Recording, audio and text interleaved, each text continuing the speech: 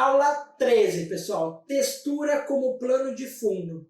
Na aula anterior a gente viu luz e sombra difusa, né? E nós vamos agora para como identificar a textura, como criar textura como plano de fundo. O que é textura como plano de fundo, né? Na imagem da esquerda, a gente vê uma noiva num tapete com arabescos e cores diferentes, com bastante informação, né? Mesmo que não seja uma textura que a gente consiga passar a mão, a gente consegue ver que ela é um background com textura, tá? E, por exemplo, vocês podem utilizar nas imagens de vocês o background, por exemplo, o plano de fundo, vocês podem usar tudo com textura, tá? Ou tudo liso, tá bom? Mas, geralmente, fotografias que têm como fundo com bastante textura causam bastante impacto visual, tá? Paredes descascadas vocês podem utilizar bastante, né? Vocês estão fotografando externo e você passou e viu uma parede descascada, coloca o modelo ali na frente e sai fotografando. Tijolos também, a amostra é muito interessante. Árvores e gramas, às vezes você está num ambiente que não tem paredes, por exemplo. Olhe para baixo. Você tem gramas, você pode colocar seu modelo deitado ali, ou seu filho deitado, e aquela grama contém uma textura, tá? Pode ser areia, areião, enfim. Pedras também, certo? E, enfim, a criatividade vai longe. Para que serve, né, pessoal? Texturas destacam o assunto principal e a falta dela também. Como eu disse no slide anterior, digamos que você tem uma noiva, né, toda de branco.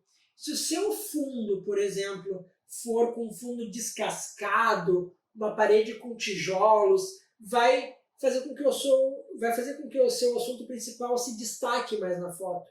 Quando a gente utiliza uma noiva num fundo branco, ela não vai se destacar, né? Se o nosso background, por exemplo, for bem cremoso ou bem desfocado, a noiva não vai aparecer.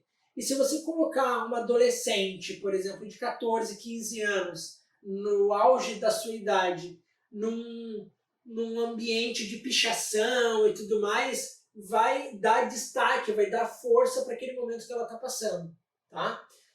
Mas também a falta de textura também é importante, também é inteligente, também é criativo, né? Mas isso vai depender muito do que você quer fazer ali no momento, tá bom? E geralmente a falta de textura é muito utilizada para fotografias de retrato, mais focado no rosto do seu assunto principal, ou numa fotografia de produto, tá? E como gerar, né? Bom, pessoal, se você tiver, por exemplo, só com a sua câmera na mão, né? Fazer sem textura, né? É fácil. Você pode utilizar a abertura da lente, né? Com f igual ou menor a 3.2, tá? Quanto mais próximo do zero, mais o fundo, por exemplo, vai ser desfocado, como a gente viu já nas outras aulas. E com textura, pessoal, é questão de observação, como a gente viu. Olhou uma parede, olhou um chão, olhou uma pichação e por aí vai, tá? E caso você não encontre, por exemplo, você pode criar essa textura, certo? E você pode usar a luz ao seu favor também. Digamos que você está numa parede lisa, né? E você tem um bocado de areia, por exemplo, perto de você, ou alguns papéis picados, por exemplo. Você pode ter com um assistente te ajudando, você pode jogar esses papéis picados atrás da pessoa e jogar uma luz de baixo para cima, por exemplo, ou apontado para a parede, vai dar bastante contraste ali, tá? Vai dar um ar de textura. E você pode usar também infinitas opções aí, que no momento agora não me recordo, mas com as imagens de fixação vão ajudar você. E falando em fixação, pessoal, vamos agora para a fixação. Não se esqueça de avaliar essa aula, ela é muito importante para mim. Se você tiver alguma dúvida, pergunte aqui embaixo. Mas eu acredito que as imagens de fixação vão ajudar a você a compreender melhor o conteúdo. E nos vemos daqui a pouquinho.